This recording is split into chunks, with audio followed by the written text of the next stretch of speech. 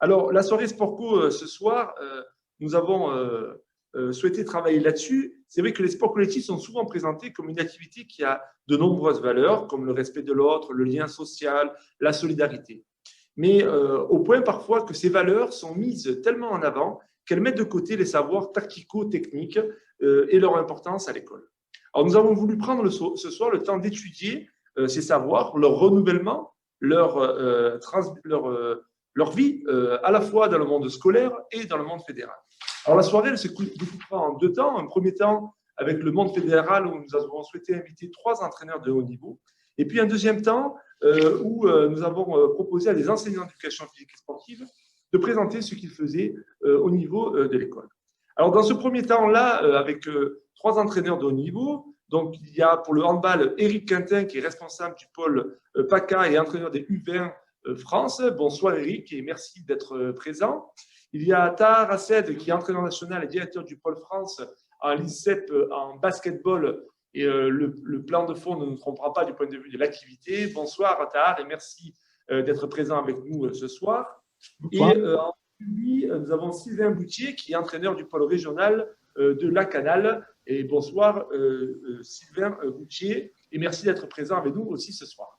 Bonsoir. Alors, tour à tour, j'aimerais vous poser un petit peu la même question sur ces savoirs qui vivent, qui continuent de se transformer et d'être créés, et notamment à haut niveau. Et ma première question, c'est est-ce que vous pourriez caractériser 2-3 caractéristiques de ce qu'est aujourd'hui la pratique de haut niveau dans vos activités respectives? Alors, je ne sais pas qui veut commencer. Est-ce qu'on fait par ordre alphabétique du sport, puis après on change, puis après comme ça on peut y aller. Alors peut-être du coup, attendez que je ne me trompe pas pour ne pas faire… donc c'est le basket. Les enfants d'abord. Alors peut-être tu… Il y en a un qui me paraît plus jeune que tous les 3 là. On donne la parole à Sylvain si c'est la question du plus jeune. Hein.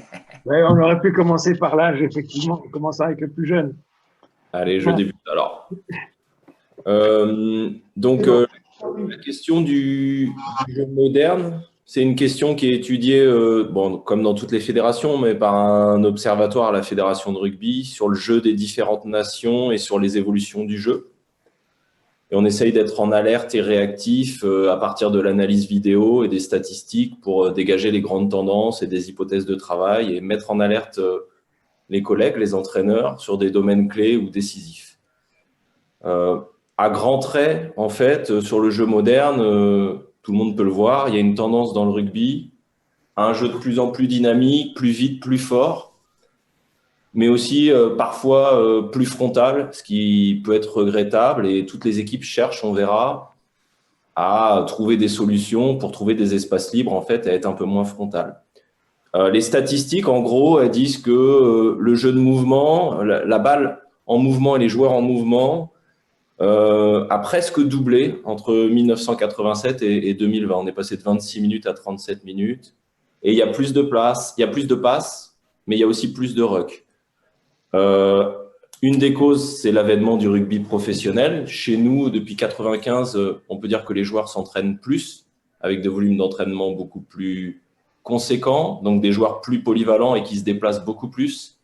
Avant, on avait une répartition par poste où les joueurs se déplaçaient moins, les avants notamment. Maintenant, c'est de véritables athlètes, on peut dire, et ils sont très très bien préparés. Et puis, il y a aussi, pour essayer de faire du spectacle, il y a aussi des évolutions qui ne sont pas liées à l'homme, mais qui sont liées à l'évolution des règles.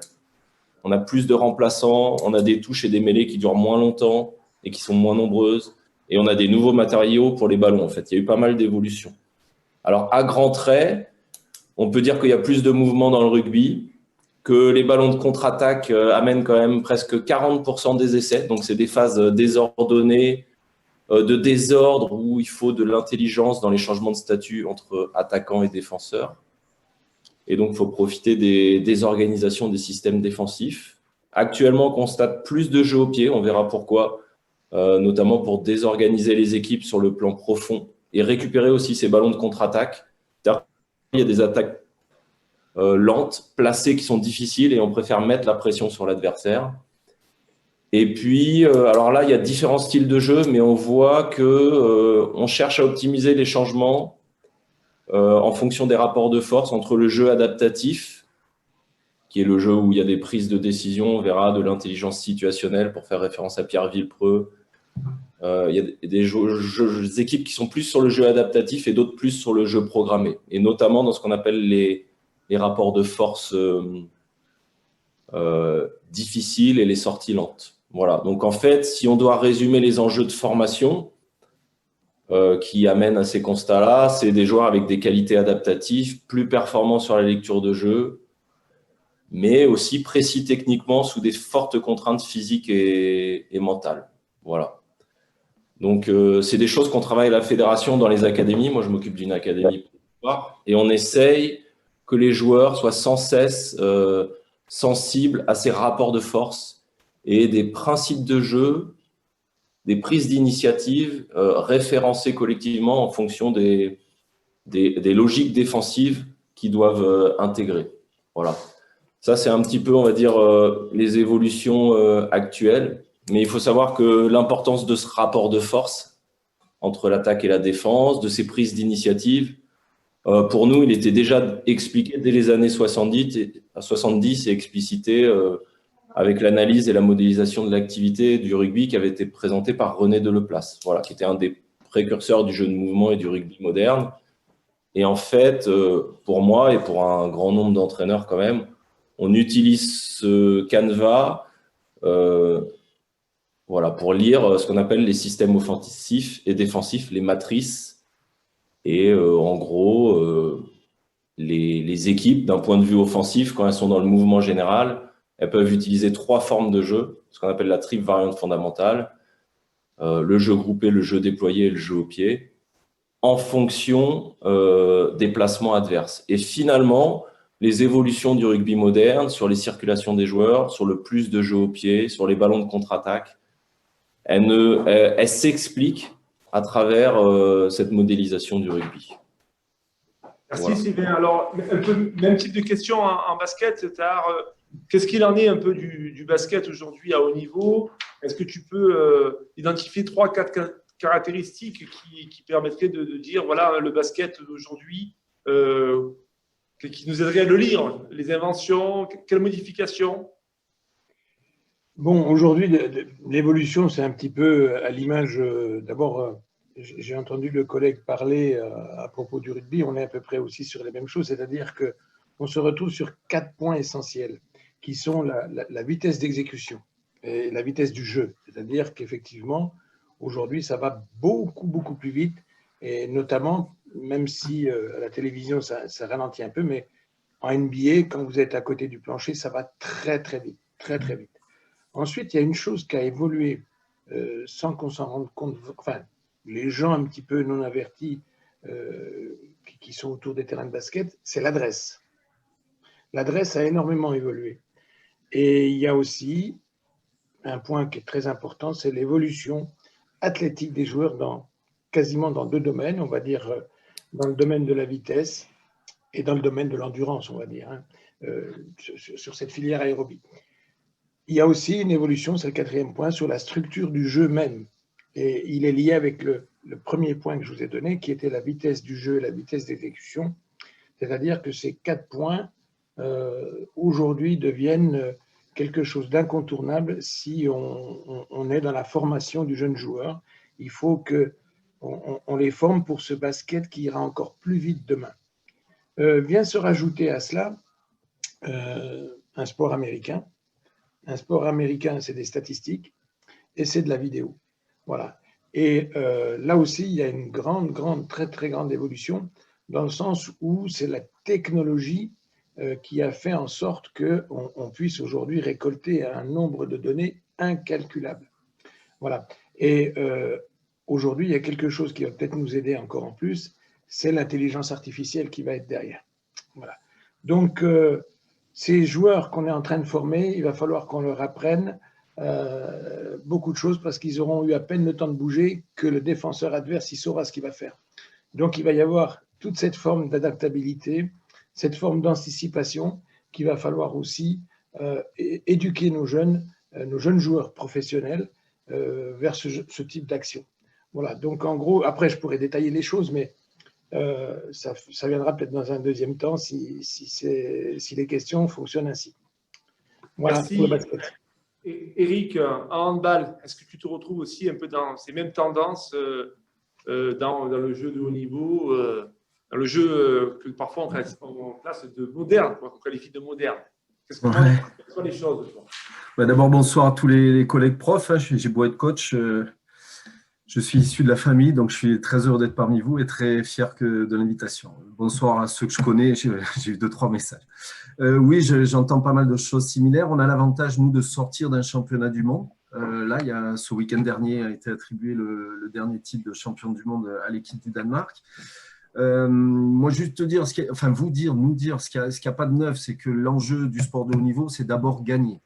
Donc, on sent bien des fois que bien jouer, mal jouer, avoir un plan de jeu, c'est parfois pas toujours il y a la priorité. Il y a quand même une forte prégnance de la qualité des joueurs, de la qualité individuelle des joueurs. Ce qu'il y a de sûr, si je prends les deux équipes sur les 10 dernières années qui ont le plus gagné, ce sont le Danemark et l'Espagne. Le Danemark qui est champion olympique et double champion du monde sortant. Et l'Espagne qui est double championne d'Europe et médaille de bronze. Ce sont deux équipes qui montrent vraiment l'importance d'une partition collective où on sent bien que la balle circule, la balle est vive, elle est rythmée, le ballon n'est jamais enterré.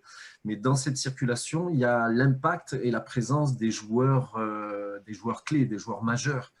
Le Danemark a le meilleur joueur de champ du monde qui s'appelle Michael Hansen, qui joue aussi au PSG. S'il a été élu meilleur joueur du championnat du monde, et voilà, il peut mettre des buts dans des positions absolument incroyables. Il y a beau y avoir une défense, il est capable de faire des choses exceptionnelles.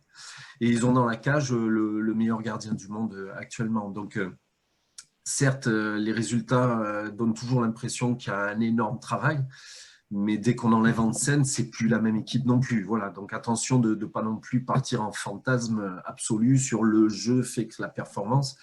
Il y a surtout des joueurs exceptionnels. L'équipe d'Espagne, c'est un peu pareil. Il y a une doublette de gardien de but qui est probablement la meilleure doublette du monde. Donc, quand l'un est un peu moins en forme, l'autre est toujours au niveau. Et ensuite, il y a un magnifique arrière-droit, Douchebaïev, dont le papa était un des meilleurs joueurs du monde à l'époque de la CUI, de l'URSS et de la Russie confondus. Et ils ont un collectif très épais avec des anciens très expérimentés et puis des jeunes qui émergent. Donc, ça donne une sauce vraiment sympa. Ce qui n'est pas tout à fait nouveau, évidemment, nous, dans notre registre, c'est la présence et l'importance du rôle du gardien de but. Tu ne peux pas gagner sans gardien de but. C'est les gardiens de but qui font les bascules dans les matchs, c'est les arrêts exceptionnels. Alors, il faut qu'ils arrivent à faire leur quota, mais au-delà du quota, c'est souvent les équipes dont les gardiens font le plus d'exploits dans les moments clés qui l'emportent. Donc ça, c'est vraiment pas nouveau. Ce qui est un peu nouveau, c'est qu'on a, en tout cas en France, mais je crois sur le plan international, mis beaucoup plus de focale sur l'entraînement des gardiens de but. Parce que ça fait des années qu'on dit que le gardien de but fait 50% du rendement d'une équipe. Mais on n'en faisait rien. La France est un pays extraordinaire où on a eu parmi des magnifiques gardiens de but, Philippe Médard, Jean-Luc Thielbaut, Bruno Martini, Thierry Omeyer, qui est considéré comme le meilleur gardien de l'histoire. Mais dans un environnement où il n'y a jamais eu une préoccupation très prioritaire pour ce poste essentiel. Donc ça, c'est un petit peu nouveau, l'importance qu'on donne à l'accompagnement, à l'entraînement du gardien. Après, ce qui est plus ou moins nouveau, c'est quand même la place du jeu rapide, les règles un petit peu comme au rugby, en se questionnant aussi par rapport à la règle du temps de jeu d'attaque du basket. Est apparu le jeu passif, donc dès qu'une équipe ne va pas trop vers le but, les arbitres ont la possibilité assez subjective, elle n'est pas chronométrée, mais les arbitres peuvent donner un signal de jeu passif et ensuite on n'a droit qu'à 6 passes pour aller tenter un tir. Donc ça a quand même un petit peu accéléré. Il y a eu également une règle importante qui a moins de 10 ans qui était qu'on pouvait engager immédiatement sans attendre que les défenseurs soient dans leur camp. Donc ça a considérablement accéléré le jeu. Et il y a même eu une grosse tendance dans les années 2000, de 2000 à 2010, du côté allemand, une équipe magnifique de Kiel qui engageait vraiment extrêmement vite, quitte même à accepter de prendre des buts. Donc ça a vraiment donné beaucoup plus de vitesse au jeu. Et puis, il y a une règle un petit peu particulière qui ne fait pas l'unanimité, en tout cas dans le milieu des joueurs. C'est la règle du 7 contre 6. Alors, je l'explique rapido, ça ne va pas trop traîner. Le gardien peut sortir et être remplacé par un joueur de champ. Et des équipes l'utilisent, alors plus ou moins de façon forte, mais il y a des équipes qui le font de façon intelligente. Je citerai le Portugal, qui est une nation qui émerge avec des projets et un jeu vraiment attrayant et séduisant. Et ils l'utilisent de temps en temps. Alors, on a l'impression, nous, que c'est un peu dénaturer le jeu parce que le surnombre est immédiatement existant. Mais l'impact a été assez fort parce que du coup, cette recherche du surnombre existant est devenue un élément de jeu consistant dans nos formations, dans nos entraînements et dans les préparations des matchs. Qu'on en soit heureux ou pas, hein, c'est les règles et on est obligé de s'y adapter. Ce qui est, bon, en reprenant le handball classique 6 contre 6, ce que moi je retiens de l'évolution du handball actuel et que le mondial a un peu confirmé, c'est les rapports de force. Voilà. On est en recherche de rapports de force, on cherche les rapports de force favorables. Alors, ça peut se considérer soit dans du 1 contre 1, on cherche dans la défense d'éventuels défenseurs qui seraient moins affirmés que d'autres. Et ensuite, on fait des mouvements. Alors, ce n'est pas des mouvements très spectaculaires. Ils donnent même l'impression de servir à rien. Tu vois, l'ailier qui tourne autour de l'arrière pour la redonner au demi-centre. Je ne vois pas trop l'utilité, mais ça existe. Le Yago, qui est une espèce de croisée du demi-centre avec le pivot, qui va vers l'autre arrière et qui rentre. Il ne s'est rien passé jusque-là, mais ce sont des signaux de temps fort qui donnent le moment où celui qui a la responsabilité d'enclencher le temps fort sait que c'est le moment où il doit intervenir et donner son temps fort. Alors, ce temps fort, il se fait soit sur du 1 contre 1, et l'hypothèse, c'est que ce 1 contre 1 placé sur le défenseur le plus à même de donner le déséquilibre, ben, c'est celui qui est un peu isolé, c'est celui qui est un peu plus fragile. Et ce temps fort, en général, il ne suffit pas à lui tout seul, mais il sert à déséquilibrer la défense, à la resserrer d'un côté, l'ouvrir de l'autre. Ou alors, ce temps fort, il se fait autour du pivot. Et là, le jeu autour du pivot est devenu vraiment essentiel. Il est premier, il est le plus important et il est même parfois par défaut l'issue de secours de certaines équipes dans des temps faibles, par exemple. Donc, voilà. Donc, ce qui apparaît, c'est qu'évidemment, les joueurs de handball sont encore plus costauds, comme le disait tout à l'heure le collègue pour le rugby. C'est vrai qu'au rugby, moi, il me semble être des surhommes, mais maintenant, les handballeurs sont tous costauds, même les ailiers. Les pivots sont de plus en plus costauds et de plus en plus grands, même si pendant un moment, ça a résisté, mais là, les pivots modernes sont très costauds. Le secteur central défensif, c'est pas loin de 2 mètres et c'est plus de 100 kilos. Donc, très souvent, tu as 4 gros défenseurs. Ce qui est intéressant malgré tout, c'est que tu trouves quand même des demi-centres de petits gabarits très dynamiques, très mobiles. Grosse lecture de jeu, gros panel de savoir-faire dans les duels et dans les tirs.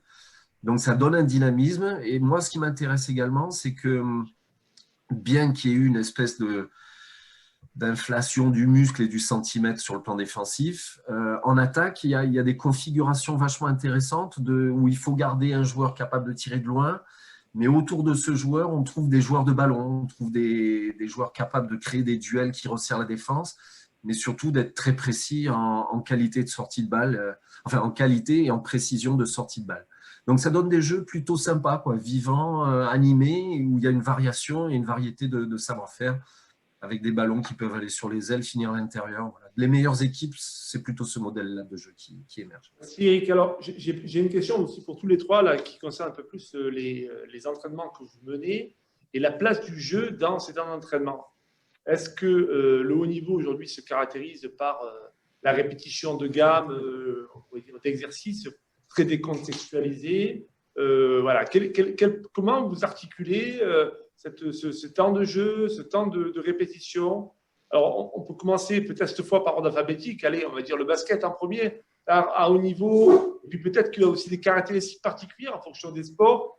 Comment tu articules, toi, ces questions-là, du temps de jeu, du temps de la répétition? Disons que d'une manière globale, on distingue un petit peu tout ce qui est travail, je dirais, individuel. Le collègue du handball a amené une dimension qui prend de plus en plus de place, c'est le perfectionnement individuel. Aujourd'hui, par exemple, un joueur de basket va passer beaucoup de temps tout seul ou avec un préparateur qui serait le sien, aussi bien sur l'aspect physique que sur l'aspect technique. C'est-à-dire que avant, on attendait l'entraînement pour tout faire. Aujourd'hui, il y a l'entraînement qui sert à faire les choses, mais il y a surtout un gros travail individuel avec des coachs, je vous dis encore une fois, personnels, Ça existe en NBA, mais ça existe maintenant très régulièrement en France. Donc, en ce qui concerne le jeu et la place du jeu dans ce que l'on fait, je dirais que si on entend le jeu, et c'est le jeu codifié, l'évolution qui se fait, c'est que on veut que les gens répètent des choses parce qu'ils doivent les connaître, mais en même temps, c'est tout à l'heure, j'étais en train de dire et j'avais pas forcément fini, mais il y a plusieurs choses qu'on est en train de travailler. Nous, cette notion d'aller vite, comme le hand, on veut aller de plus en plus vite d'un panier vers l'autre. Donc, dans cette dimension-là, il y a la place, à un moment donné, que je vais dire, qui est une notion d'apprentissage. Et à ce moment-là, dans l'apprentissage, ben, on est à répéter des gammes, mais très vite, il faut en sortir parce qu'il faut les mettre sous forme jouée, c'est-à-dire allier la vitesse, la bonne réponse et le bon geste technique qui va avec. Voilà un petit peu la place du jeu. Et la place du jeu, ben, elle est considérée comme étant soit sans opposition, on peut jouer sans opposition, mais aussi on a du travail avec l'opposition, j'ai envie de dire un petit peu raisonnée, surtout chez les jeunes joueurs, et une opposition qui va de plus en plus vers la véritable opposition. Et notamment, quand on est en jeu demi-terrain, il y a aussi toutes ces notions de spacing, c'est-à-dire de l'utilisation de l'espace. Et comme je disais tout à l'heure, je disais que l'adresse a énormément évolué, et j'ai envie de dire qu'elle a évolué sous deux choses. C'est d'abord, il y a une grande dimension qui est le tir à 3 points. Le tir à 3 points a pris beaucoup d'ampleur. Et aujourd'hui, ce qui se passe, c'est qu'il y a beaucoup de joueurs qui peuvent shooter à 3 points. Ce qui veut dire que si on a un basket un peu plus ancien, vous aviez 2-3 joueurs qui étaient susceptibles de marquer de loin. Maintenant, vous en avez quasiment 5. Donc, on ne peut plus faire l'impasse. Et donc, le jeu s'est élargi pour la défense. Et à ce moment-là, on est obligé de passer beaucoup de temps effectivement dans le jeu parce que ça nous permet on parlera tout à l'heure de la notion d'oser ou de prendre des décisions ou parfois d'inventer quelque chose. Il n'y a qu'au travers du jeu qu'on peut le faire. Mais par contre, encore une fois, il y a une phase d'apprentissage et puis ensuite, c'est dans le perfectionnement qu'on élabore un petit peu des stratégies et puis les réponses à donner. En balle, comment t'articules toi dans les entraînements que tu mènes au pôle, cette dimension un peu du jeu, des exercices, des moments de répétition? Est-ce que tu as des phases un peu régulières? Est-ce que ça change chaque entraînement? Alors, d'abord, je précise, j'entraîne un pôle, donc j'entraîne des joueurs que je ne manage pas la semaine. C'est-à-dire qu'ils retournent dans leur club le plus vite possible. J'espère qu'ils auront le droit de faire des matchs. Mais donc, j'entraîne des joueurs que je n'entraîne pas en club. Donc, je les entraîne avec un objectif qui est leur donner du patrimoine, de la culture, du savoir-faire individuel, de la compréhension du jeu. Mais sauf que dans la compréhension du jeu, ils retournent le week-end dans une équipe qui n'a peut-être pas les mêmes idées du jeu que les miennes. Et quand je suis en sélection avec l'équipe de France U19, c'est un petit peu l'inverse. C'est-à-dire je récupère des joueurs et pendant une semaine, je dois faire le maximum pour qu'on ait des contenus de jeu et un langage commun. Voilà. Moi, je suis un peu sur ce principe que le jeu, c'est un langage. Donc, j'essaie de leur transmettre des mots, des enchaînements de mots, que ce soit dans mon versant Pôle ou dans mon versant équipe de France. Ce qu'il y a de certain, à mon sens et à mon goût, c'est la présence du jeu, elle est essentielle parce qu'on a des jeunes qui viennent au handball, mais au sport co, pour prendre du plaisir. Et le plaisir, c'est le jeu, il ne faut pas non plus se mentir, j'espère. Donc, le jeu, il est essentiel. Il est essentiel parce que c'est l'enjeu, c'est de gagner. Il est essentiel parce qu'il faut le travailler, il faut travailler ce langage. Il est essentiel parce qu'on fait des allers-retours entre des situations fermées et des situations ouvertes. On essaye quand même que la lecture dans les situations ouvertes, même si c'est des situations à effectif réduit, à espace réduit, qu'il y ait quand même de l'incertitude et de l'obligation de lecture. Donc, est-ce qu'on peut considérer qu'il y a là une petite partie du jeu assez essentielle? Mais ce qui est primordial, c'est de le retransférer ensuite dans du jeu global. Donc, le jeu, on s'en sert, nous, des fois, en entrée et de façon ultra générale, c'est-à-dire que cet esprit du jeu qui est l'esprit de piéger, l'esprit de défendre, l'esprit d'attaquer, tout en ayant toujours le coup d'avance, l'initiative.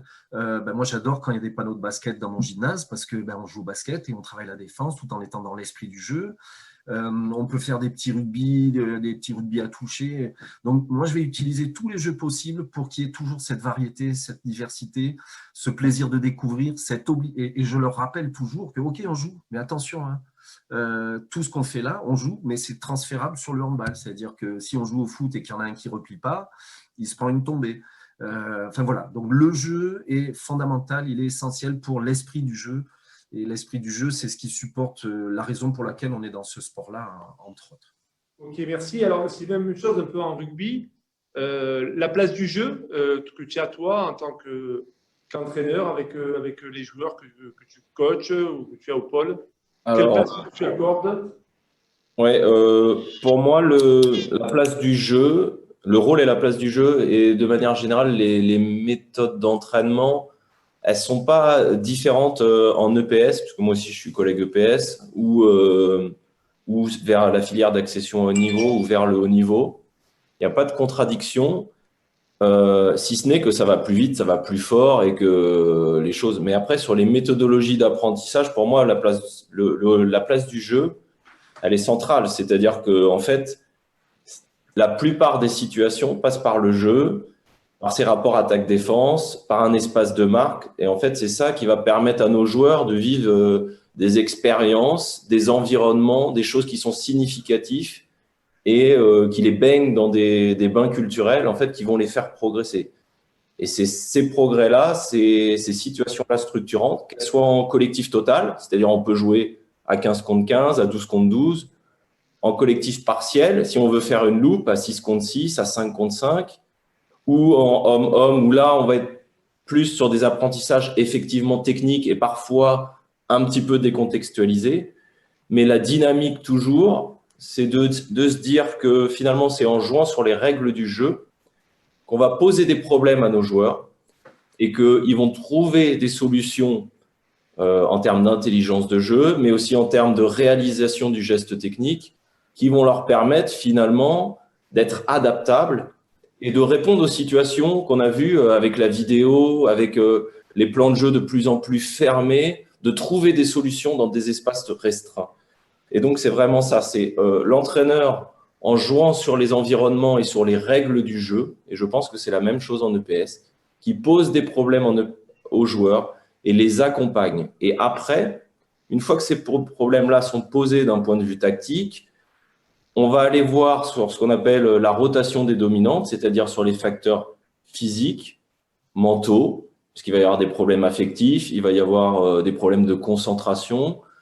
On va aller voir sur l'ensemble des facettes de la performance, comment on peut aider le joueur. Parfois, on va être sur des répétitions techniques, et c'est vrai que plus on va vers le haut niveau, plus les volumes de répétition sur le jeu au poste, la technique de polyvalence est important.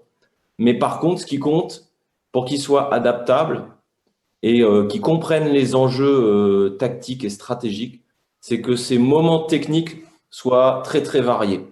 Et parce qu'on fait quand même, la question du début, elle était importante. On fait quand même l'hypothèse de dire qu'on est là pour former les joueurs de demain, mais en fait, on ne connaît pas vraiment le rugby de demain.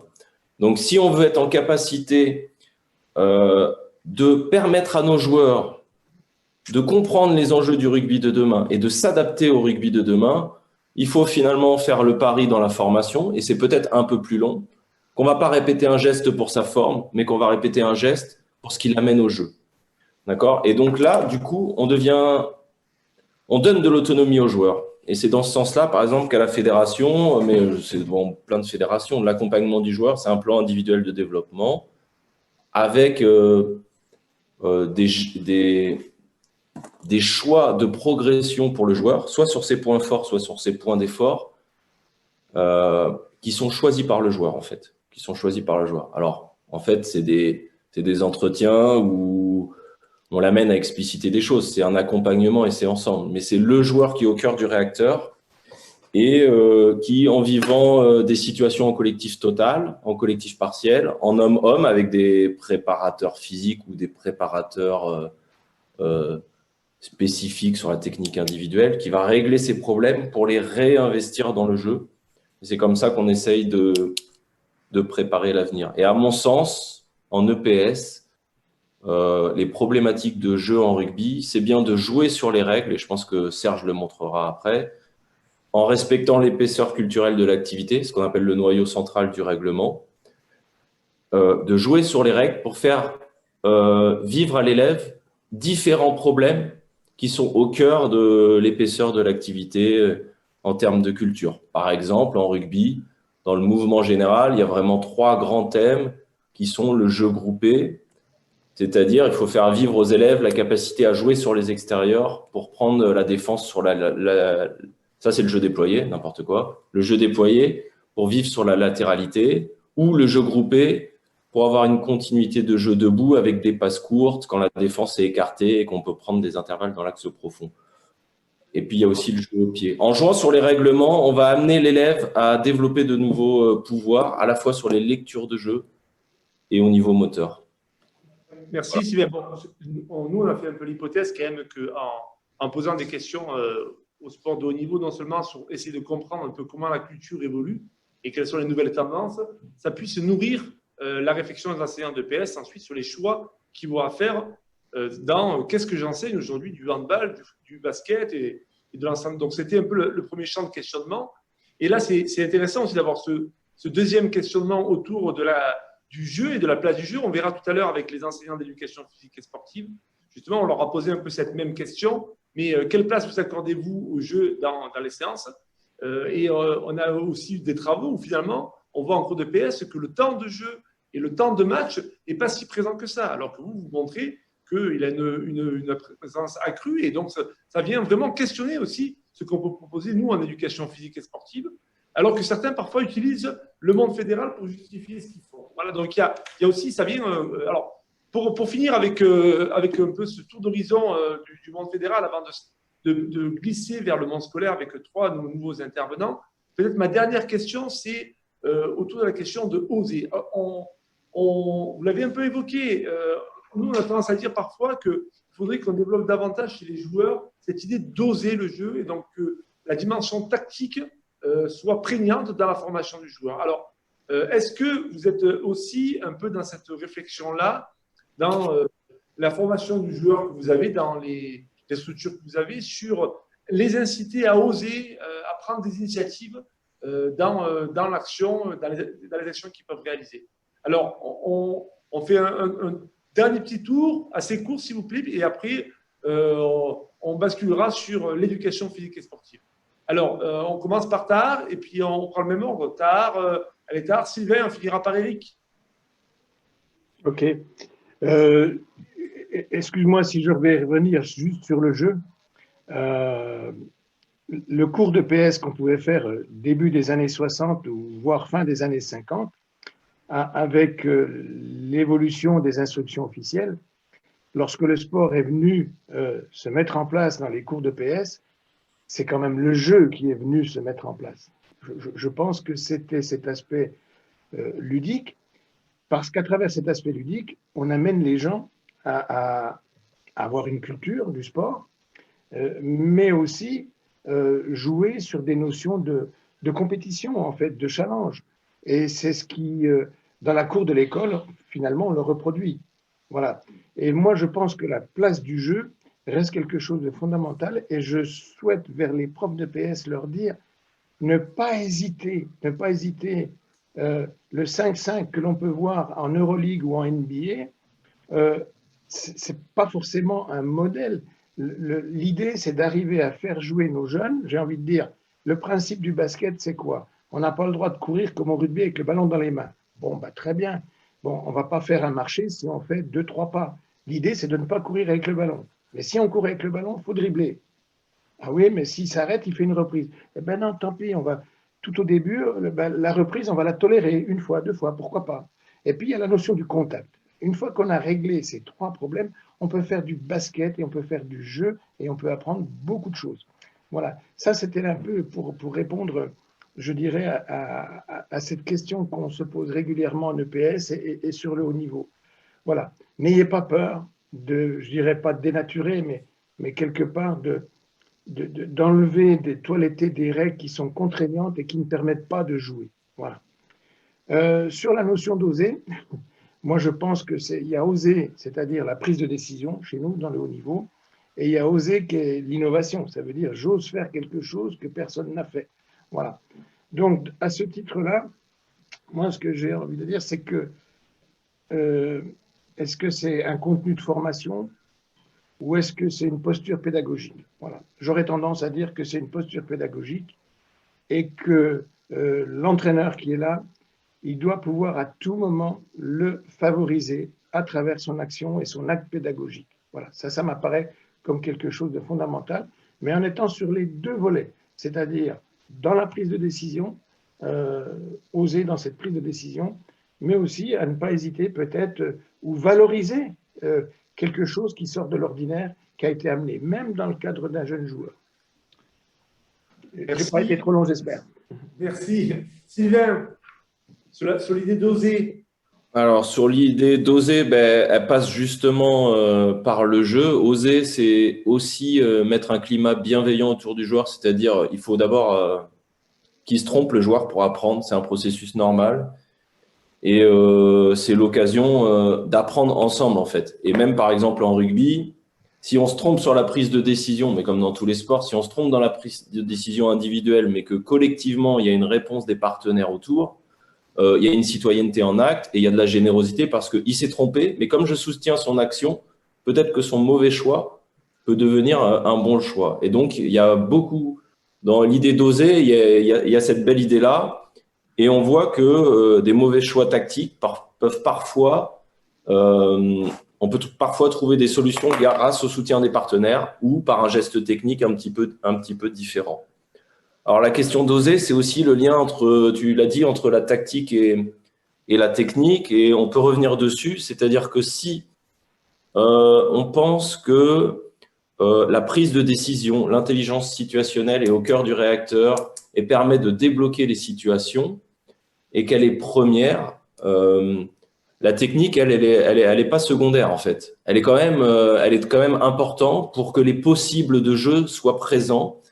Et donc, si dans les débuts d'apprentissage, c'est important d'avoir une pédagogie, des modèles de décision tactique et de faire choisir les joueurs et de les confronter à différents environnements, c'est vrai que plus on s'approche du haut niveau, plus on doit garder le sens, qui est premier, ça c'est certain, mais plus les volumes de travail sur la technique sont quand même importants, ça il faut le dire aussi. Et donc c'est dans ce rapport, cette réciprocité entre guillemets, entre les choix de jeu et les possibilités du joueur que vont se construire en fait le devenir du joueur. On appelle ça la rotation des dominantes. Et je voyais des questions dans le chat. Cette rotation des dominantes, elle est vraie aussi pour les aspects de préparation mentale, elle est vraie aussi pour les aspects de préparation physique. Et en fait, on met tout cet ensemble, on doit faire progresser le joueur dans cet ensemble des dominantes. Et c'est vraiment important qu'il soit complet au niveau stratégique, au niveau physique, au niveau tactique, au niveau technique, et qu'on puisse l'accompagner dans ce parcours-là pour qu'il ait de multiples facettes et qu'on crée du lien entre ces facettes, qu'il utilise ces pouvoirs-là. Même si on sait que pour accéder à haut niveau, parfois il y a des joueurs qui ont des gros défauts dans certains domaines et qui compensent par des pouvoirs beaucoup plus forts dans d'autres, en fait. Voilà, notamment en rugby ou sur certains postes, même s'ils sont de plus en plus polyvalents, il y a quand même des postes où un super pouvoir, ça aide. Merci. Alors, allez, le mot de la fin à Eric, et puis ensuite, on glissera vers le monde de l'éducation physique et sportive à l'école. Eric, oser. Ouais. Alors, un petit peu comme tard, je vais juste préciser que pour le jeu et pour mes potes profs de PS, le handball et la fédération développent le handball à 4, le beach handball, pour ceux qui ont la chance d'avoir ou une aire de sable ou une plage pas trop loin, c'est ultra ludique et surtout, ça permet à chaque élève, chaque athlète, comme vous voulez, d'être plus partie prenante au jeu. Moi, je comprends tout à fait qu'une classe de 35 à 7 contre 7, on arrive vite à un moment à une forme de lassitude où on plafonne. Donc, le 4-4 en large, sans contact, le beach handball, sont des façons d'approcher le sport co qui reviennent un peu à l'essentiel, comme l'a précisé Tahar tout à l'heure pour le basket à 3 contre 3. Et pour oser, évidemment, que c'est l'essentiel, enfin, c'est la clé d'entrée de la performance, oser, mais c'est la clé d'entrée aussi dans la vie, c'est-à-dire l'image qu'on a de soi-même, la confiance qu'on peut avoir en soi-même dans sa capacité d'agir. Alors, je pense que l'essentiel, c'est malgré tout de comprendre son environnement, donc donner les éléments qui permettent de le lire, de le traduire et de se l'approprier. Donc là, on est dans la technique, la stratégie, la culture. Mais après, c'est ce qu'a dit Tahar aussi, c'est le biais pédagogique utilisé par le coach ou le prof. Et c'est ce qui a été dans le chat à un moment. Les valeurs ne sont pas celles du sport, les valeurs sont celles de l'enseignant qui utilise ce sport pour les transmettre. Donc nous, dans le handball actuellement, la place de la préparation mentale est en train de prendre de l'importance. On mobilise des ressources, des personnalités compétentes pour aider à prendre confiance. Et moi, j'ose dire que dans mon management, attention, j'entraîne des jeunes, donc l'enjeu de la victoire ou de la défaite est quand même beaucoup moins traumatisant que ce qui peut l'être pour une équipe senior.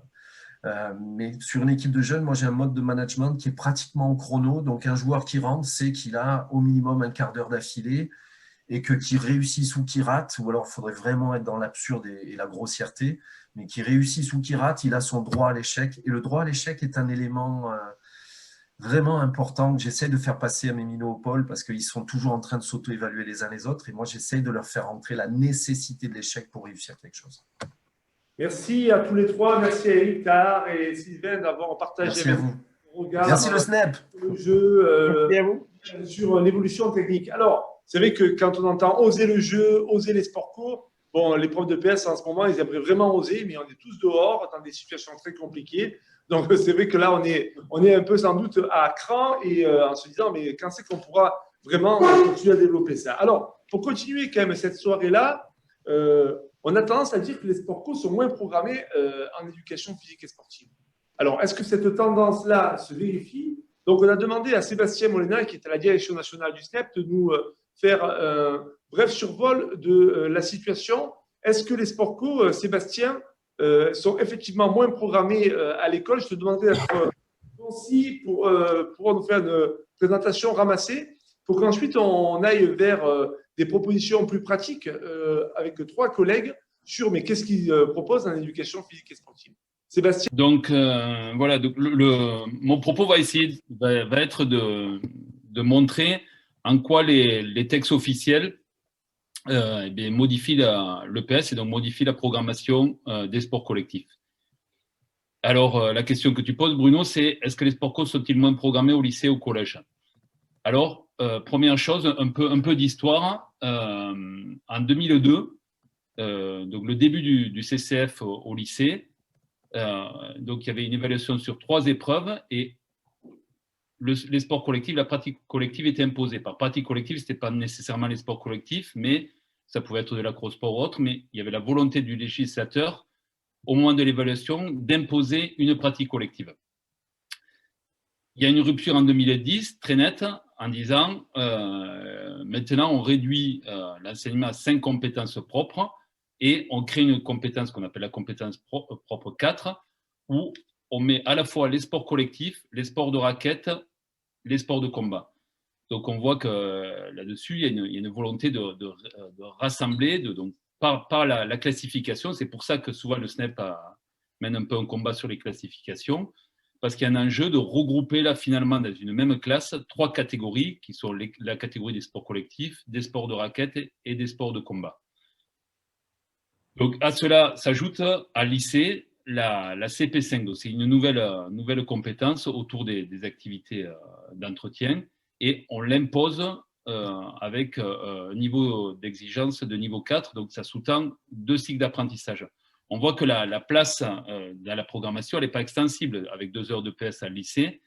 Donc, forcément, au bout du bout, il y a des choix de programmation qui doivent être faits et qui vont impacter forcément la programmation des sports collectifs.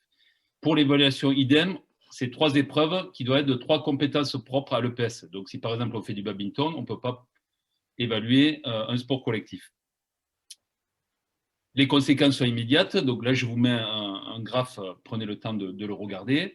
on voit de suite que l'impact immédiat des textes, c'est qu'en 2013, donc à l'issue de cette première évaluation, les sports co, la compétence 4 qui regroupe les sports collectifs, est autour de 55% et on passe aux alentours de 35%. C'est assez stable. Au même moment, vous avez la compétence 5 qui vient d'être créée, qui augmente. Donc, les conséquences sont immédiates. Une baisse, on va dire, de 25% de la programmation de la compétence 4 qui intègre les sports collectifs. Pour les bacs pro et CAP, c'était la même conséquence, mais le texte avait paru un an avant, donc c'est exactement la même chose. Dans cette CP4, on voit aussi que le badminton se taille la part du lion. En fait, à lui seul, en programmation, il équivaut à l'ensemble des sports collectifs, que ce soit chez les garçons ou chez les filles. Là, je vous ai mis le classement des programmations. Donc, le badminton, c'est la 3e activité programmée, par exemple, chez les garçons, avec 35% des garçons donc, qui vont être évalués sur le badminton. Alors qu'au même moment, vous avez par exemple au foot presque 4%, au volley 18% des élèves. On voit que l'ensemble des activités sport collectives, ça équivaut au badminton. Chez les filles, c'est encore plus marqué. On va dire qu'il y a une fille sur 2 presque évaluée en badminton, alors que le reste des sports collectifs, c'est l'ensemble, c'est moindre. On voit aussi que finalement, on dit souvent que les filles sont moins réussies dans les sports collectifs. C'est la même chose au badminton. Elles ont, donc, les filles du bac général, 12,52 de moyenne, et c'est le 28e note sur l'ensemble des activités. C'est la 28e moyenne de toutes les activités confondues. Qu'est-ce qu'il en est au collège? Eh bien, même cause, mêmes effets. Les textes de 2008, ils mentionnaient 8 groupements. Le texte programme 2015, il met fin au groupement d'APSA et il intègre la notion de 4 champs d'apprentissage avec dans un même regroupement les 3 catégories, donc sport collectif, sport de raquette et sport de combat. Mais en collège, l'impact il est un peu moindre parce qu'à la fois, il y a plus d'heures d'enseignement et aussi ça se déroule sur 4 années au lieu de 3. Donc, je vous présente là des graphes qui correspondent à un rapport qui a été fait par l'inspection générale sur la situation de l'EPS au collège en 2016. C'était au moment de la charnière des nouveaux textes. Donc, on voit que la compétence 4, c'est 45% de la programmation en collège. C'est une programmation importante. Là, je ne vous l'ai pas mis, mais on note aussi qu'en 4e et 3e, il y a un peu plus de sports programmés qu'en 6e et 5e.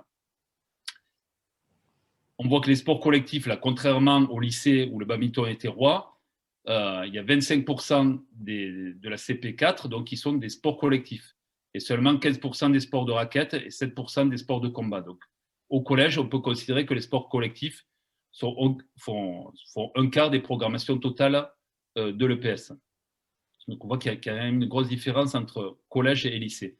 On peut dire que le recul est surtout à lycée, en collège aussi, mais dans une moindre mesure. Je vais conclure mon exposé avec un peu une question à mettre en débat. Les sports co discriminants. On a donc l'IG dans ses différents rapports mentionne que dans les sports co, il y a une grosse différence de notes entre garçons et filles. Ce qui est vrai dans les résultats. Après, il faudrait questionner quel enseignement, quel contenu, quelle forme de regroupement, tout un travail pédagogique et didactique. Mais dans les faits, les notes des filles sont moindres que les notes des garçons. Tout ça, en fait, dans l'idée de l'IG, c'est d'aller vers la CP5. Mais je pose la question suivante, de quelle discrimination on parle? Parce que quand on regarde la discrimination sociale, donc scolaire entre filières, les moyennes des bacs généraux et bacs pro, il y a un écart de 1,26 points. Les bacs pro sont 1,26 points, on dénote 1,26 points en dessous des bacs généraux, ce qui pose un problème de discrimination scolaire et donc sociale. Mais dans les sports collectifs, l'écart il est que de 0,28 points. Ce qui veut dire que finalement,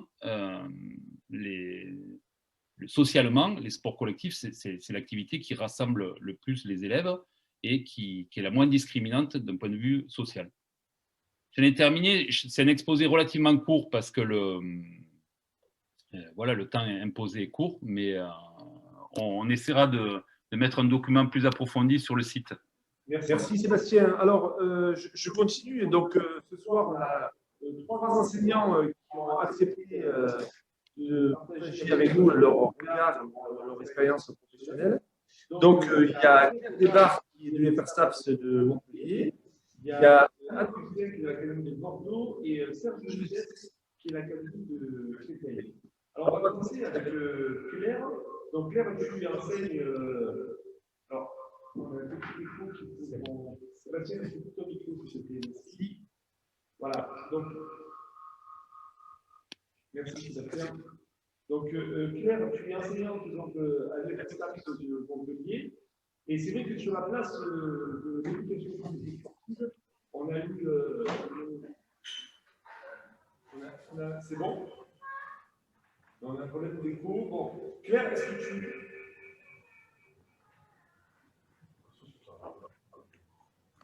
Je ne sais pas si je suis désolé du problème d'écho. Du coup, Bruno, on ne t'entend pas bien. Est-ce que vous m'entendez? Je te laisse prendre la parole parce qu'on a un problème d'écho ici. Très bien. Mais écoutez, bonjour à toutes et à tous. Donc, cette présentation, en fait, elle portera avant tout sur des données sur l'enseignement des sports collectifs et plus particulièrement en handball, en pointant en fait la place du jeu, la place de la technique. Est-ce que c'est qu'un préalable au jeu? À quel moment et le pourquoi? Donc, dans le cadre universitaire, Pascal Janet, elle a observé 16 classes pendant 1h30 d'EPS, 8 en collège et 8 en lycée dans l'académie de Créteil. Et son étude renseigne en fait sur les choix des collègues en termes de contenu choisi pour leurs élèves et par conséquent sur le jeu produit par ces derniers. Et 15 enseignants sur 16 enseignent selon le schéma classique. Vous pouvez le voir, échauffement 16% du temps, situation d'apprentissage hors contexte 58%, les matchs ne représentent que 17% sur un terrain de handball, 40 mètres sur 20 et à la fin de la séance. Et du coup, la place du jeu est minime. Et comme l'indique Pascal, c'est très peu. Et elle se demande comment les élèves peuvent-ils devenir compétents dans cette activité s'ils sont confrontés à si peu de temps de jeu. Et un seul enseignant sort de ce schéma en collège avec un enseignement où le jeu est central. Là, voici maintenant une proposition en fait de catégorisation de types de tâches, donc situation en termes employés dans le langage professionnel au handball, bon, à partir de la littérature scientifique, et c'est extrait du coup de ma thèse sous la direction de Ingrid Verscher et Chantal Amadesco. Et on peut voir en fait que lorsque les tâches proposées aux élèves sont très élémentarisées, constituant en fait une reproduction d'un modèle, nous les qualifierons de tâches techniques. Et suivant le cas en fait de micro-tâches. Et ça, c'est en référence aux travaux des chercheurs d'ESCOL en éducation prioritaire, donc c'est Bautier, Rochex, Crinon. Et dans cette perspective en fait techniciste réductrice, les tâches relèvent d'un ensemble en fait d'éléments isolés, faisant l'objet d'un apprentissage analytique dans des situations fortement décontextualisées, comme juste du tir ou de la passe face à face. Et là, il s'agit en fait d'apprendre de petits savoirs. Et ces savoirs sont déconnectés de la pratique sociale de référence. Et ces tâches, en fait, consistent à reproduire des formes gestuelles élémentarisées et très désyncrétisées. Et ça, c'est au sens de Chevalard ou de Marcenac. Et ces micro-tâches, en fait, me semble-t-il, mais en prenant appui aussi sur d'autres recherches autres qu'en EPS, ne doivent pas être en fait mises en place. Les tâches maintenant à dimension principalement technique, ça correspond à des tâches qui sont plus contextualisées, avec la présence d'adversaires, mais aussi l'absence de cible à atteindre, comme la passe à 10 chez Carole, l'enseignante là dans ma recherche. Et ces tâches, en fait, à viser principalement d'apprentissage technique, elles peuvent aussi être mises en place avec la présence d'une cible à atteindre, mais sans présence de défenseur. Là, comme la tâche chez Pierre, donc en diagonale, en fait, sur grand terrain, où il y a 3 attaquants et un gardien avec une cible à atteindre. Et elles sont souvent programmées, là, ces tâches-là, pour exercer les habiletés motrices individuelles des élèves. Mais en fait, ce qui est important, c'est que lors du jeu, qu'on retrouve ces savoirs qui sont mis en jeu dans ce type de tâches. Mais malheureusement, oui, c'est souvent pas le cas. Et pour que ces savoirs, en fait, ils aient du sens et de l'efficacité, il faut aussi les mettre en avant dans le jeu. Concernant les tâches technico-tactiques, elles sont principalement à dimension donc technique et tactique. et elles peuvent être proposées dans différents contextes d'opposition et de rapport de force. Elles sont donc là assez contextualisées, présence de défenseurs, d'adversaires et d'une cible à atteindre. Mais le plus souvent, en fait, ces tâches, elles opposent des petits groupes d'élèves dans des situations d'inégalité numérique pour travailler, en fait, certains thèmes d'études, d'attaque et de défense dans un contexte facilitant afin de rendre saillant le savoir qui est visé. Et de nature, en fait, plus syncrétique que les tâches précédentes, elle tente de maintenir là, les caractères principaux de la pratique de référence. Et parmi ces tâches technico-tactiques, on inclut toutes les tâches qui opposent de petits groupes d'élèves à égalité numérique, mais notamment pour travailler l'attaque, mais sans réversibilité du jeu. Donc chez Pierre, c'est toujours cette tâche-là en diagonale, mais par contre, c'est 3 attaquants contre 1 ou 2 défenseurs avec un gardien. Et chez l'autre enseignante, c'est par exemple 4 attaquants qui partent du milieu du terrain contre 4 défenseurs avec un gardien. Et en fait, ces tâches technico-tactiques peuvent être mises en place sur des aires de jeu extrêmement différentes, demi-terrain, grand terrain ou sur des terrains aménagés. Et c'est le rapport entre le nombre de joueuses et de joueurs et la taille de l'aire de jeu dans ces tâches qui est aussi un indice de la plus ou moins grande contextualisation, ainsi qu'une adaptation au niveau des élèves. Et en fait, pour illustrer ces tâches qui sont principalement techniques ou technico-tactiques, nous nous sommes référés à l'analyse de Leplacienne, comme l'indique Ulrich, Eloi, Boutier, qui mettent en avant en fait, la réversibilité de la tâche, des rôles d'attaquant et de défenseur, 2, la réversibilité de la tâche avec les rôles d'attaquant et de défenseur, 3, le lancement de cette tâche qui reconstitue en fait ou non les conditions réelles du jeu, une égalité aussi numérique entre antagonistes engagés dans l'action avec des déséquilibres momentanés pouvant être introduits, et une alternative de choix avec un minimum de 2 possibilités de réponse. Et la dernière, en fait, c'est une variation des interventions des défenseurs. Par exemple, un défenseur qui est en retard en contournant un plot. Et en fait, pour ces auteurs, c'est les aspects tactiques qui doivent être premiers et techniques second. Et là, au niveau maintenant des tâches de jeu, elles sont principalement à dimension tactique. Et là, il s'agit de tâches contextualisées qui se rapprochent en fait de la pratique sociale de référence, donc au sens là de Martinat, et qui en EPS, selon le terme de Boutier, sont des pratiques physiques, sportives et artistiques, les PPSA. Et ces tâches de jeu comportent toujours les caractéristiques suivantes, présence d'adversaires, de partenaires sur une aire de jeu appropriée, avec l'atteinte d'une cible, avec présence notamment en handball d'une gardienne, d'un gardien, et aussi à égalité numérique et une réversibilité du jeu. Donc ça, il y a Gréaigne qui en a parlé, et au handball, Maurice Porte. Et aussi, de plus, comme l'indique Jérôme Visioli, lui parle plutôt de matchs à thème qui peuvent être en fait de véritables situations complexes, où l'aménagement des règles en fonction des besoins du moment, qui permettra à tous en fait de faire ce pas en avant là. Et pour Jérôme aussi, il est également possible d'aménager les règles dans les matchs à thème en jouant sur le crédit d'action de l'attaquant, du défenseur, du tireur, du gardien et aussi des paramètres du jeu. Donc en fait, on voit que chez Pierre, comme pour les 15 enseignants de l'étude de Pascal, il propose ce même modèle typique, un peu du milieu fédéral, avec un échauffement, des tâches technico-tactiques et à la fin du jeu. Il y a juste une séance en fait où il propose un échauffement et une seule tâche de jeu. Et en fait, dans le traitement didactique du handball que produit cet enseignant, les fins de séance sont le lieu d'exploitation des acquis de la séance lors des matchs. Et cela relève aussi en fait d'un choix visant à maintenir l'engagement des élèves dans cet établissement RED+. Et il s'agit également en fait d'usages professionnels qui sont sédimentés et largement reproduits au niveau des pratiques des enseignants.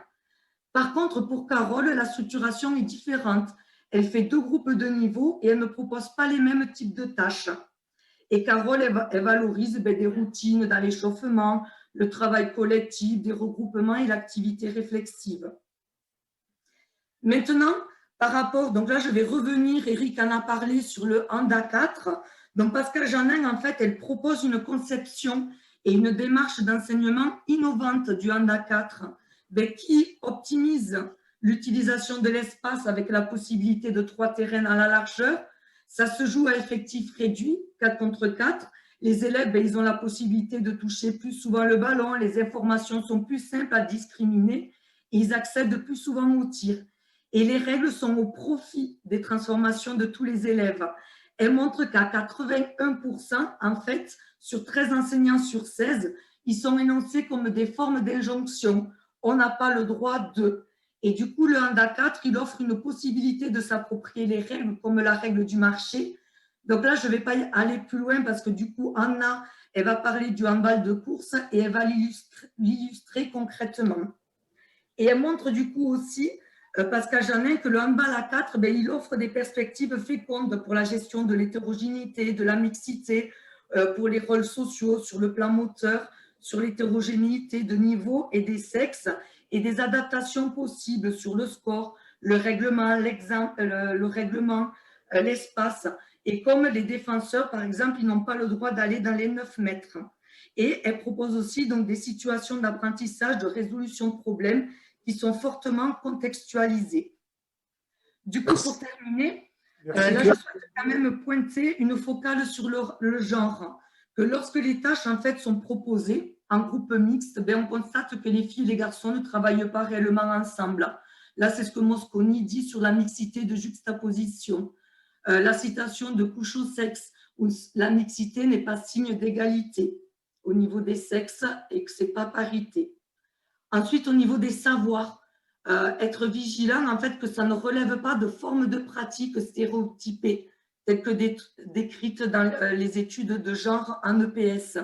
Il y a aussi cette nécessité de prendre davantage en compte, en fait, tous les arrière-plans qui sont liés aux assignations culturelles, sociales et de genre.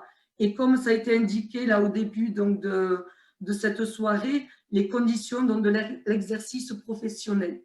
Donc, juste pour conclure, en fait, ma conviction, en fait, c'est qu'il n'y a pas de bonne ou de mauvaise structuration de séance.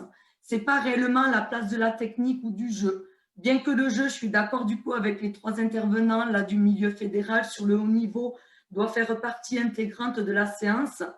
Mais en fait, voilà, ce qui est essentiel, c'est de leur faire apprendre des choses, de les transformer et de bien mettre du coup en avant les savoirs en jeu. Merci. Bon, désolé Claire de te presser un peu. C'est vrai qu'on a besoin de ramasser tout ça dans un temps très court. Alors, Anna, donc justement, Claire faisait référence au fait que tu avais des propositions en handball pour continuer, qui peut prolonger un petit peu cette démarche de handball 4. Alors, Anna, toi, tu es prof de PS, tu es maintenant à Bordeaux. Est-ce que tu peux te présenter un peu plus? Oui, donc je suis professeure de PS, donc j'ai été nouvellement mutée dans l'académie de Bordeaux en lycée professionnel.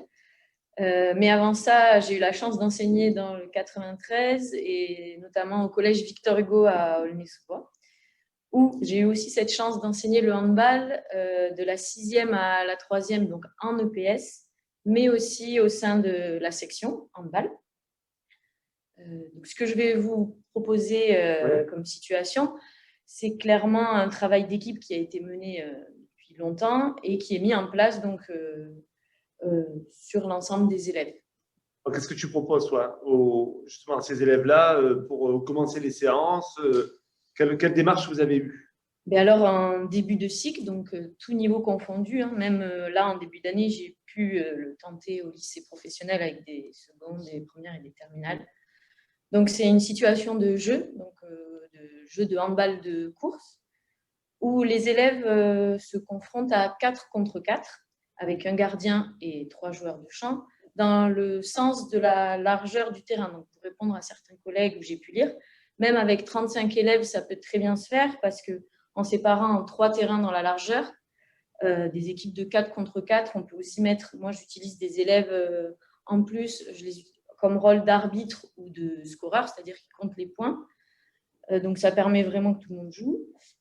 Donc, qu'est-ce qui se passe dans cette situation? Donc, c'est simple. Les défenseurs n'ont qu'un seul pouvoir, celui d'intercepter le ballon. Donc, il n'y a aucun contact.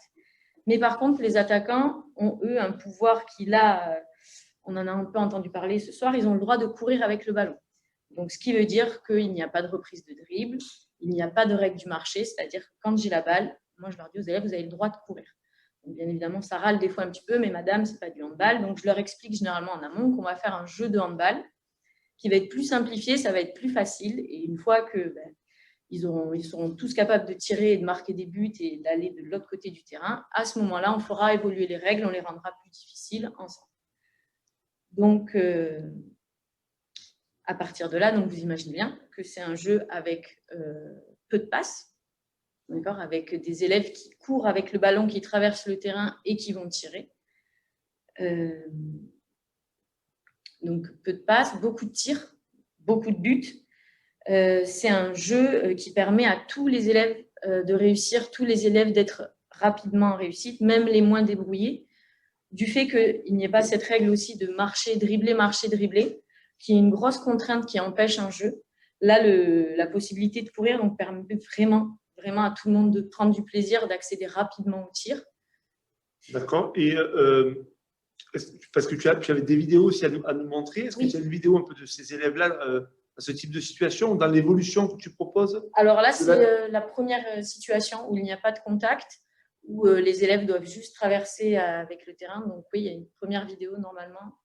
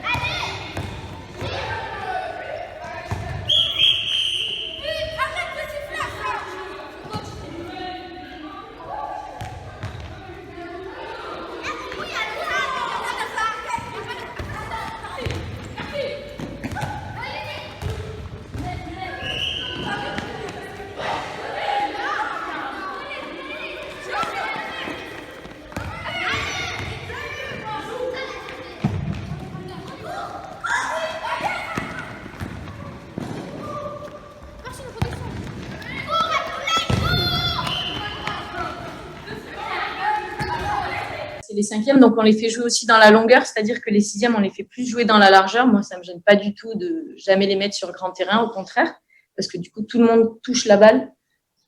Là, c'est des cinquièmes, donc au milieu de cycle, on les fait jouer sur demi-terrain dans le sens de la longueur.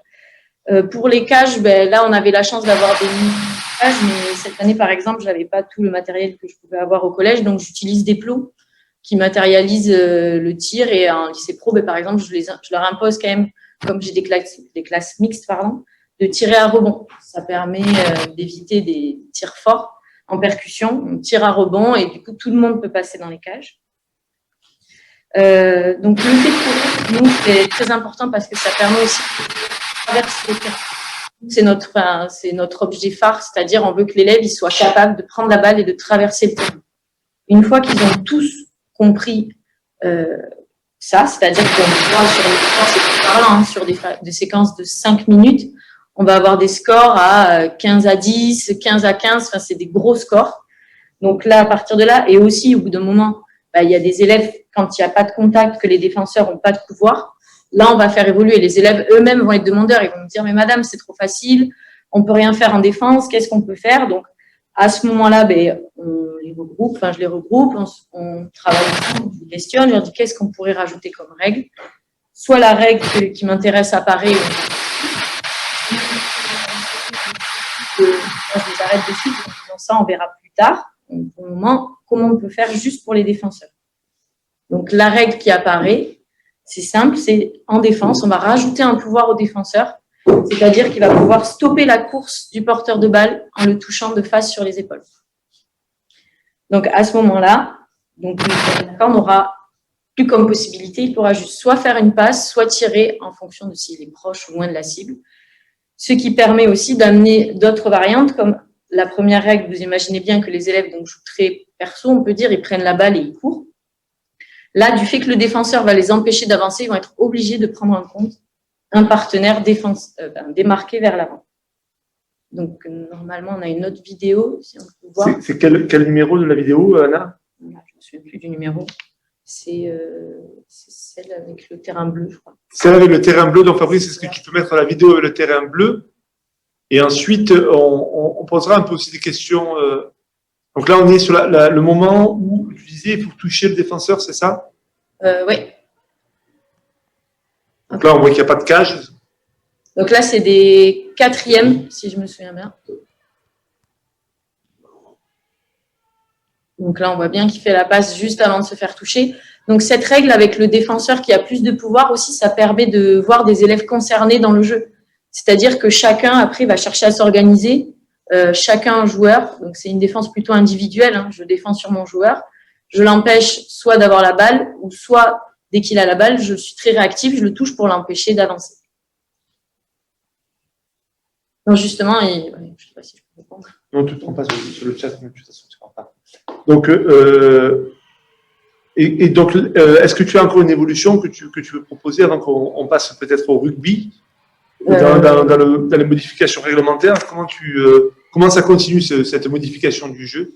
Alors, les dernières modifications, c'est quand les élèves ont tous vraiment acquis je traverse le terrain et arrivent tous à accéder au tir. Donc, généralement, dès la première séance, tous les élèves tirent et tous les élèves ont marqué. Chose qui est plutôt, moi, quand on m'a enseigné le handball, c'était pas vraiment ça. Et du coup, la dernière règle, là, on va commencer à justement rentrer dans cette règle de je dribble, je cours. Donc, avec une utilisation plutôt illimitée du dribble et de la course. Donc, avec pas de reprise de dribble, mais cours avancé, je dois forcément dribbler à un moment donné.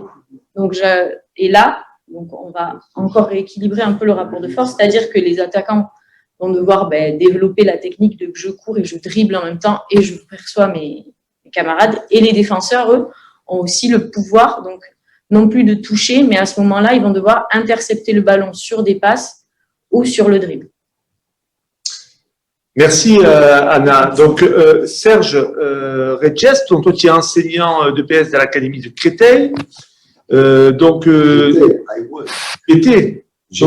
es un jeune retraité depuis quelques semaines. Encore mort. Donc est-ce que tu peux nous dire un peu ta démarche en rugby avec des élèves, comment tu t'y prends? On a vu un certain nombre de questions tout à l'heure sur mais alors comment on peut se lancer en rugby?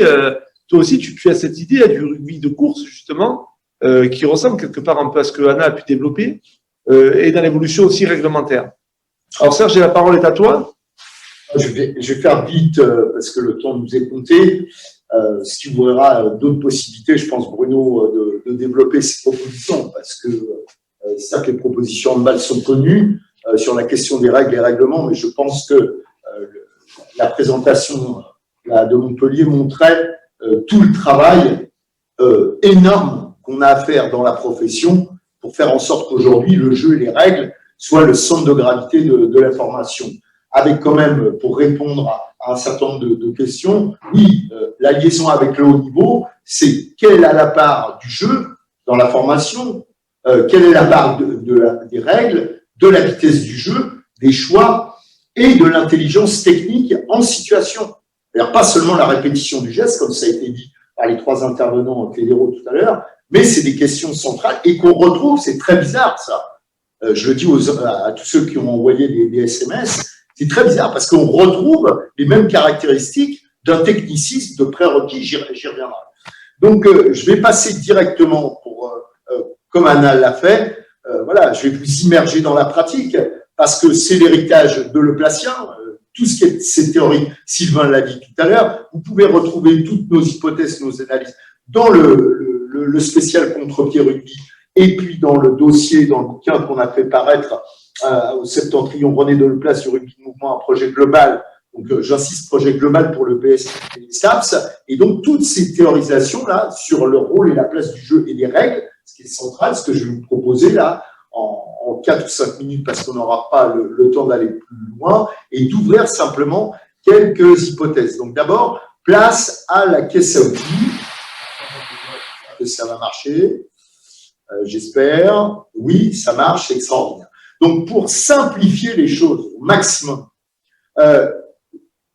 la question centrale, c'est que toute la formation scolaire, toute la formation, à 80%, on a mis 75%, peut se faire à travers le jeu, et comme l'a dit Anna, avec la question des règles.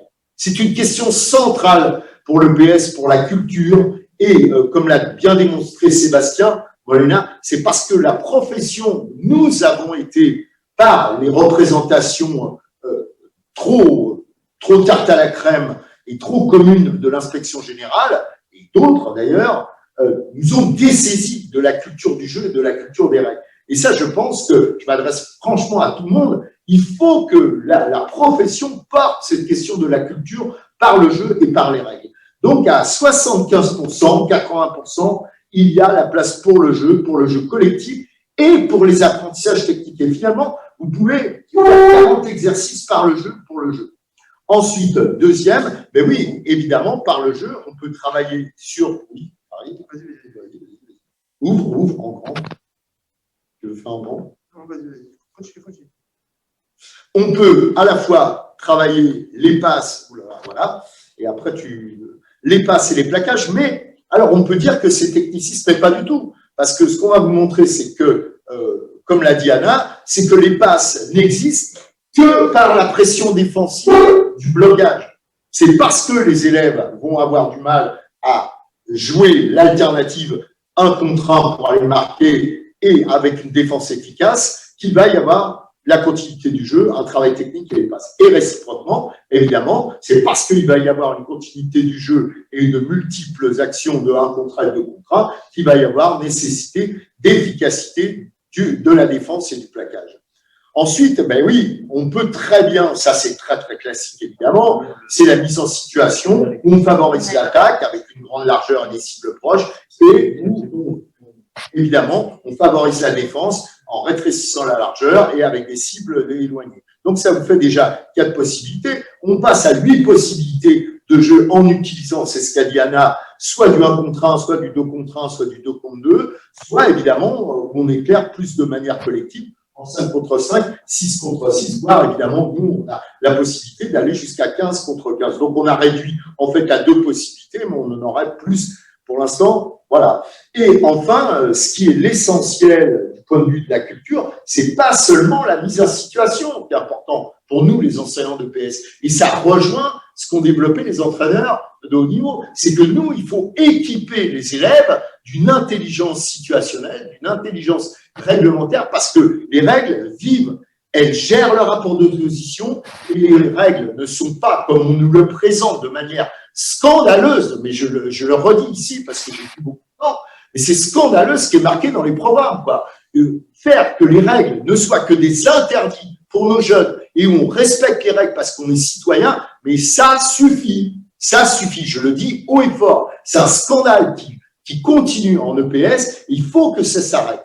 Les règles sont vivantes, elles sont le produit de l'histoire du règlement, bien sûr, mais elles fournissent, elles peuvent nous décrire, comme le disait Anna, les règles, elles évoluent, et donc en rugby, pour aller très vite, on a 5 situations de jeu qui permettent d'avoir, en fonction de la gestion du contact, 5 possibilités de gestion du duel, de l'affrontement en 1 contre 1, qui ouvrent toutes les possibilités techniques. Et ce qui est extraordinaire, c'est qu'avec ces 5 règles qui varient et qui gèrent l'affrontement, qui gèrent le duel, alors on retrouve l'ensemble des techniques rugby qu'on retrouve, y compris au haut niveau. Et c'est ça qui est très intéressant pour nous, c'est que ça pousse les jeunes, et dès le plus jeune âge, vous allez voir des exemples de Poussin et de Benjamin, exprès j'ai pris ça et pas des grands, ça nous pousse vers une activité de jeu de mouvement comme le développait Sylvain. Ce qui fait qu'en tout, on a 40 possibilités de jeu. Ben voilà, on a largement la possibilité. Je ferme le PowerPoint, dis-moi, et je passe sur les films, et puis on aura quasiment tout le programme. Voilà, il est très très bon. Voilà, donc là, vous avez l'exemple des règles modifiées d'un jeu d'affrontement pauvre, sans mouvement, sans vie. Inutile de vous dire qu'avec ça, le rugby restera une activité marginale. Parce que c'est vraiment pas intéressant, ni pour les pratiquants, ni pour les gamins, ni pour les élèves quels qu'ils soient. Voilà, on a un joueur le plus fort physiquement, qui fait l'affrontement, qui va au sol, conservation, il n'y a pas d'essai, il n'y a pas de marque, hein, j'ai pris ça, voilà, parce que, hélas, on voit ça sur beaucoup de terrains de rugby, même à l'UNSS, quel que soit le type de pratique. Et donc là aussi, il faut sortir de ça. C'est épouvantable de voir un jeu si pauvre, si mal maîtrisé, où on n'a pas de jeu collectif. Voilà, donc nous, on reprend la première, il y a la possibilité d'un jeu sans contact. Alors vous allez voir, évidemment, ça c'est des jeux à effectif réduit, des benjamins, 6e, où là, 1 contre 1, évitement, 2 contre 1, encore évitement, 2 contre 1, nouvel évitement, encore 2 contre 1 contre 1 contre-pied, et un autre 1 contre 1 contre-pied avec petit terrain et donc marque très fréquente. Voilà, et donc on a du jeu, et le jeu peut se faire comme ça pendant 1 heure. Ensuite, évidemment, il y a le jeu au pied avec des cadets, évidemment. Il n'y a pas non plus de contact. On peut très bien avoir du jeu, soit collectif, soit individuel, comme vous voyez. Là, c'est une situation d'échauffement pour que vous voyez bien la répétition du fait qu'on a un 1 contre 1 avec décalage et jeu à ras de terre ou jeu au pied. Et on peut voir même ces situations-là en niveau.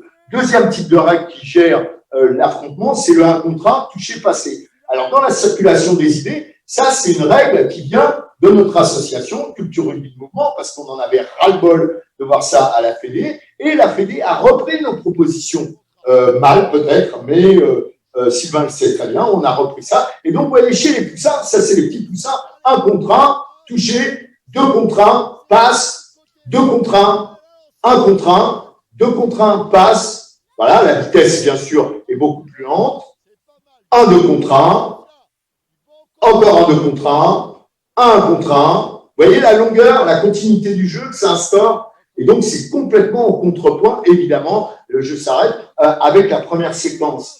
Maintenant, on donne plus de droits à la défense, plus de droits à l'attaque. Donc, à partir du moment où l'attaque a plus de droits pour avancer, évidemment, pour le stopper, il y a le blocage. Et donc, on est dans une toute autre forme de rugby, qui est un rugby toujours rapide de libération de balles, dit du jeu, égalité des chances, engagement physique, mais on augmente l'engagement physique par le blocage et la vitesse du jeu.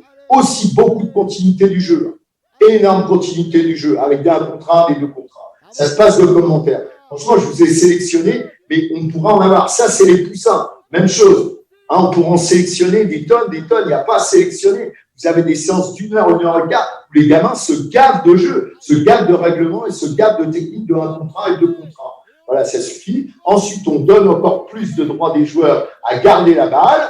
Voilà, ils continuent à garder la balle et donc on donne un 3 supplémentaire dans l'affrontement, celui de libérer la balle pour la vitesse de jeu, pour la continuité du jeu. Toujours l'objectif, c'est d'aller marquer la vitesse de passe, la continuité du jeu dans l'affrontement. Voilà, et donc là, vous avez de la même manière, sous d'autres formes techniques, une continuité de jeu très, très importante qui montre la permanence de ce qu'on disait tout à l'heure, de ce qu'on dit les entraîneurs de niveau, la vitesse, l'évitement, l'intelligence situationnelle technique, la continuité du jeu et le travail technique à l'intérieur de l'activité. J'ai terminé là, je ne peux pas aller plus loin parce que je voulais conclure sur les 3 renversements. Je vais conclure là-dessus pendant 1 minute.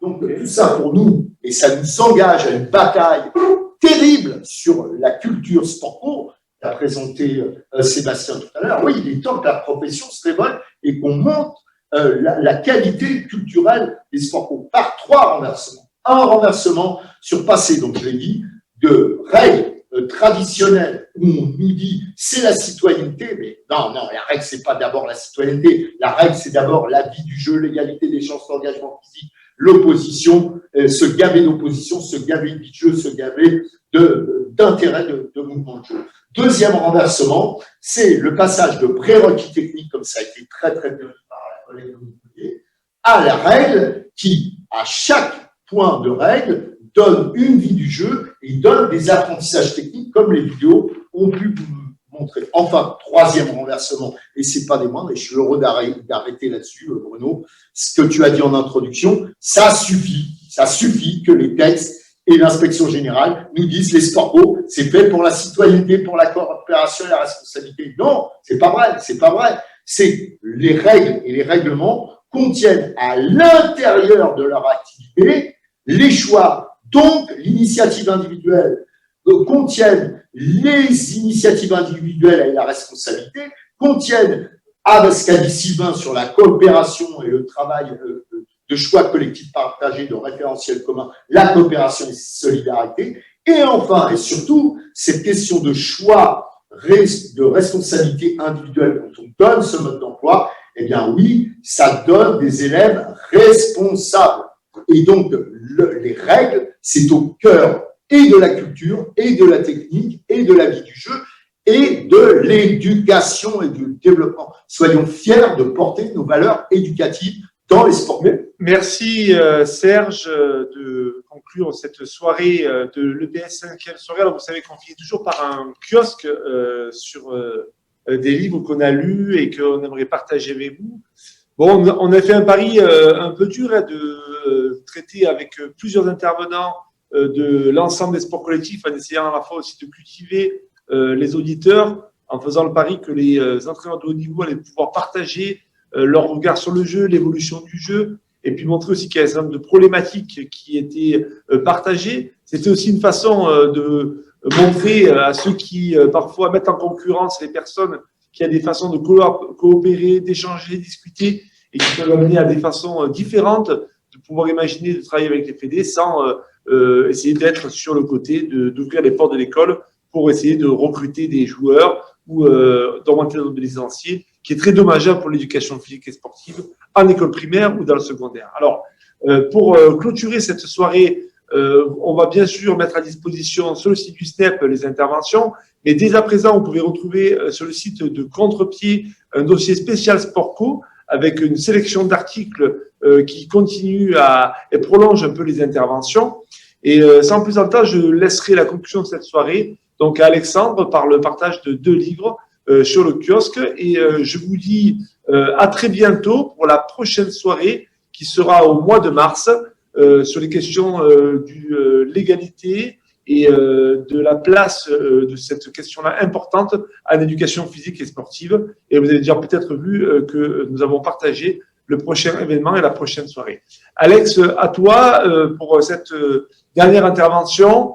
Donc, tu as lu 2 ouvrages que tu aimerais partager avec nos auditeurs. Donc, oui, pour finir cette soirée, je vous invite, moi, à vous plonger dans 2 lectures, dans la lecture de 2 ouvrages, certes différents dans leur style et leur fonction, mais tous 2 passionnants, riches d'enseignements et de réflexion, et qui compléteront pour votre plus grand plaisir, j'en suis sûr, vos journées lors des prochaines vacances d'hiver.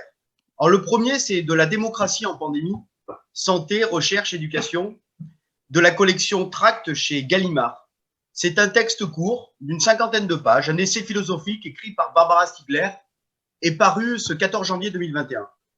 Il est né d'une longue conversation entre collègues, chercheurs, enseignants, étudiants, soignants, citoyens, proches et amis de l'auteur, qui ont tenté d'élaborer ensemble, depuis 9 mois, la compréhension de ce qu'ils étaient en train de vivre, et à savoir ce que fait la pandémie à la démocratie. Barbara Stiegler livre une critique de la gestion de cette crise sanitaire entre colère et inquiétude pour la démocratie. Elle montre également que le traumatisme que nous avons traversé ne fut nullement programmé par une stratégie, mais il a provoqué une série d'effets d'aubaine dont nos gouvernants ont su habilement se saisir. Par exemple, on peut prendre le brutal coup d'arrêt aux mouvements sociaux, l'accélération d'un programme politique qui est théorisé de longue date, par exemple le virage ambulatoire, la conversion à la e-santé dans le domaine de la santé, la stratégie numérique à l'école. Le contexte est certes compliqué, tendu et incertain, mais la philosophe nous invite à la contribution pour faire de cet épisode épidémique, mais aussi de la santé et de l'avenir de la vie, non pas ce qui suspend, mais ce qui appelle à la démocratie. C'est ainsi un message d'espoir qui nous est proposé. Le deuxième livre, Impossible, publié lui aussi aux éditions Gallimard en 2020, est un roman philosophique et politique, captivant et d'une grande tension, écrite par l'écrivain italien Eri De Luca. Je dois vous avouer que j'ai adoré ce roman et que je l'ai dévoré en une après-midi. L'histoire commence dans la montagne, sur les chemins escarpés du massif des Dolomites. 2 hommes sont sur une vire, un petit chemin dans la montagne. Le premier chute dans un ravin. Ces 2 hommes se sont connus autrefois. celui qui a dévalé est celui qui avait dénoncé l'autre à l'époque des années de plomb en Italie, les années 70, marquées par les brigades rouges. Le juge interroge l'accusé. A-t-il poussé son ancien camarade de lutte qu'il avait dénoncé contre une remise de peine, ou est-ce une simple coïncidence qu'il se soit retrouvé sur le même itinéraire au même moment? Pour le juge, l'homme qui a chuté était un simple collaborateur, et pour l'accusé, un traître.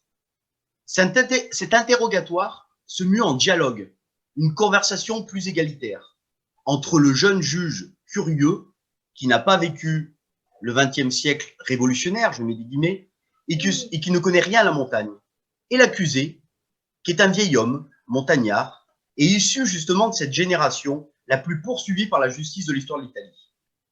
C'est un récit d'une histoire personnelle, autobiographie d'une génération politique. Il dessine une réflexion sur l'engagement, la justice, l'amitié et la trahison. Il nous engage dans une réflexion philosophique sur la question de l'impossible, de l'improbable. Il nous enseigne enfin, en toile de fond, l'esprit qui guide le montagnard vers la conquête des sommets, la découverte du milieu naturel, ou je voudrais dire les grands espaces. Voilà, bonne lecture. Merci. Rendez-vous le 10 mars pour la prochaine soirée de l'éducation physique. Merci à toutes et à tous. Les filles se sous-estiment-elles pourquoi les filles se sous-estiment-elles en éducation physique et sportive? Des pistes sans doute intéressantes à discuter, à échanger. Au 10 mars, merci encore aux intervenantes et aux intervenants. Et bonne soirée à tous et à toutes. Et bon courage à l'ensemble des collègues de PS qui doivent encore travailler dehors pour quelque temps. On continuera pourtant de résister pour défendre notre discipline. Bonsoir. Pour des bébés plein les bras, moi je vote pour Elio Valentin, pour des mots plein le jardin, jusqu'à la Saint-Glinglin. Et puisque le monde est cruel, faisons-lui des rebelles.